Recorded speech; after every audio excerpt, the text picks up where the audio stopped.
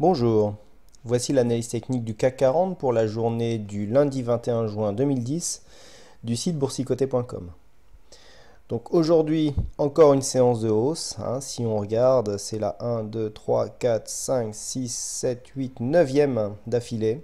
Si demain est encore une séance de hausse, on va battre tous les records. Bon, c'est pas que je sois trop pour les records ou pas, mais c'est simplement pour vous dire que cette situation est assez exceptionnelle et que donc il faut bien s'en rendre compte. Donc aujourd'hui, encore une séance de hausse, hein, même si la bougie est rouge. On est venu ouvrir à 3746 points,19, marquer un plus haut en début de séance à 3755,71, pour finalement redescendre assez légèrement, hein, dans la journée à 3722,38 pour le plus bas, pour venir clôturer à 3736 points,15. Bon, ce qui nous donne une variation de plus 1,33%, hein, c'est pas mal compte tenu de la dernière tendance haussière que nous avons eue. On parlait d'essoufflement à ce niveau-là, notamment dû aux petites bougies qui arrivaient là, qui ont eu en fait du mal à franchir la moyenne mobile à 50 jours. Et puis, bah, en profitant d'un élan sur le week-end concernant des bonnes nouvelles concernant la monnaie chinoise, hein, qui ne serait plus indexée par le dollar. Bon, les investisseurs ont trouvé que c'était un bon signal, et donc il y a eu un regain d'optimisme.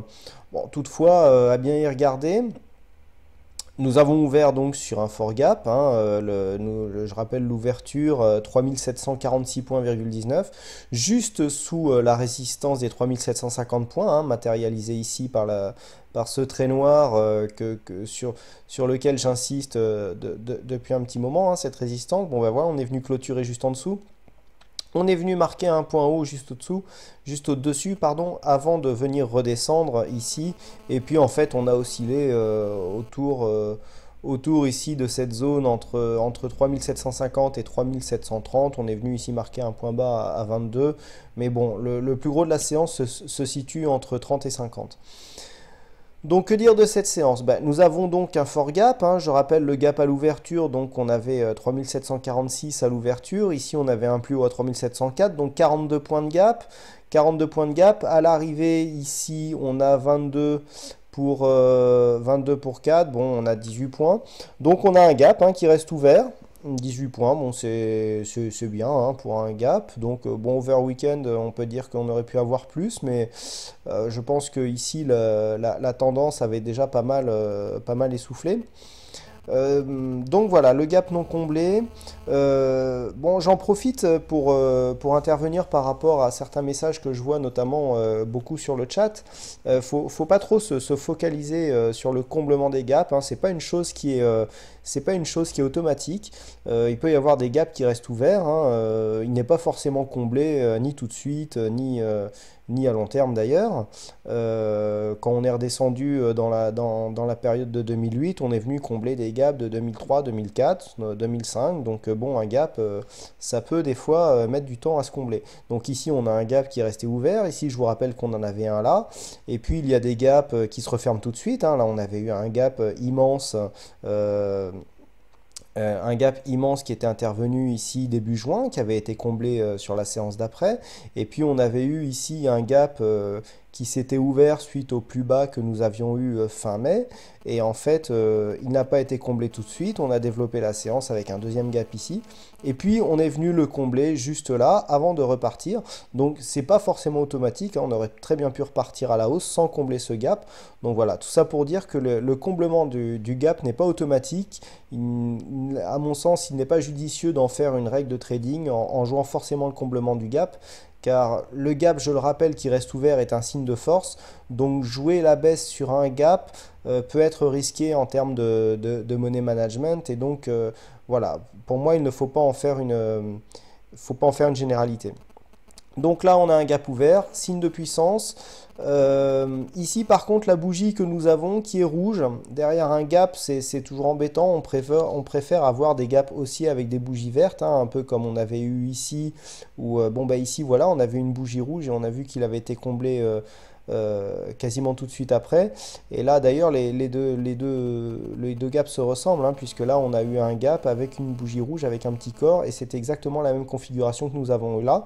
Donc le comblement sur ce coup est peut-être jouable dès demain, alors qu'ici vous voyez le gap que nous avons eu là, on a eu une forte bougie verte juste derrière, le gap est resté ouvert et on est encore dans cette tendance avec un gap non comblé. Donc pour l'instant gap non comblé, une bougie relativement faible, hein, toutefois, ici elle est rouge, très peu d'amplitude, très peu de volatilité, on a vu très peu de mouvements intraday, hein, on est venu osciller, on n'a pas eu de grande tendance. Quand on regarde les volumes, alors c'est dans la continuité en fait de ce que nous avons ici depuis le début de cette tendance haussière. Je rappelle que les volumes qui sont intervenus vendredi 18 juin concernaient une séance à 4 sorcières, donc séance normalement avec plus de volume que d'habitude. Donc il ne faut pas en fait prendre en compte cette augmentation des volumes comme une reprise de tendance, mais plutôt comme un cas isolé parce que dû à une séance donc de sorcières, hein, qui marque l'expiration de plusieurs contrats qui arrivent à terme. Donc ce qu'on peut dire sur cette tendance ici, c'est que l'on a une baisse continue des volumes. Ici au niveau du stochastique, quand on regarde, on s'aperçoit qu'en fait le signal ici est monté. Ensuite là on est à plat et on joue avec la ligne de signal, on est en zone de surachat, donc on est prêt ici à lancer un signal de baisse. Le RSI quant à lui laisse encore un petit peu de potentiel haussier pour se développer, mais on se rend compte qu'à 71 points, on n'est pas loin non plus de la zone de surachat. Donc si l'on considère ici que cette résistance de 3750 est assez solide, on pourrait effectivement avoir ici un comblement de gap pour venir tester dans un premier temps les 3640 points. L'observation des cours sur cette zone des 3640-50 nous donneront une indication sur le fait de savoir s'il faudra venir jouer ici les 3550 ou si la consolidation sera très courte avant la reprise de la tendance haussière. Personnellement, je pencherai plutôt pour une consolidation ici sur les 3550, hein, car on a vu par le passé que c'était une résistance et donc que c'est devenu un support assez majeur.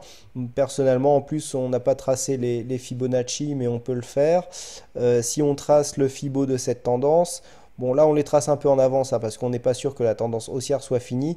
Voilà, on a les 3550 qui arrivent pile poil ici sur le 50%, hein, qui est un retracement pour moi le plus significatif. Donc si on vient retracer ici dans la zone entre les 50 et les 61,8, ici on est à 3504. J'ai du mal à lire. Donc voilà, on pourrait venir consolider assez facilement sans remettre en cause la tendance haussière. Ici dans la zone située entre 3500 et 3550, si toutefois la consolidation se met en place, hein. Je rappelle que je trace les Fibonacci tout de suite, mais que rien n'est sûr pour l'instant, la consolidation ne s'est pas encore mise en place. Voilà, on pourra parler de consolidation si on vient percer ici les 3640. Tant qu'on reste ici dans un mouvement au-dessus des 3640, il n'y a pas vraiment de consolidation en place. C'est une zone de congestion, mais pas vraiment de consolidation, hein. Congestion, c'est plus en fait des cours qui varient à l'horizontale. Voilà ce que l'on peut dire techniquement sur cette séance, donc essoufflement qui se traduit aussi, là je vous ai mis le MACD. On voit bien que le MACD ici au niveau des histogrammes, on n'a plus de progression, c'est-à-dire les histogrammes ont quasiment tous la même valeur, et quand les histogrammes se mettront à baisser, c'est là que nous aurons un signal ici pour marquer une consolidation. Voilà donc au niveau des indicateurs et des niveaux de support résistance. Je vous rappelle que ce soir il y a live sur le site videobourse.fr, et puis je vous rappelle que vous pouvez toujours vous inscrire sur le compte Twitter du site boursicoté.com en cliquant sur le petit oiseau bleu qui se trouve juste à gauche de la vidéo. Vous serez prévenu en temps réel de la mise à jour des vidéos en fonction des horaires du soir. Voilà, merci à toutes et à tous pour votre attention, bonne soirée et à bientôt.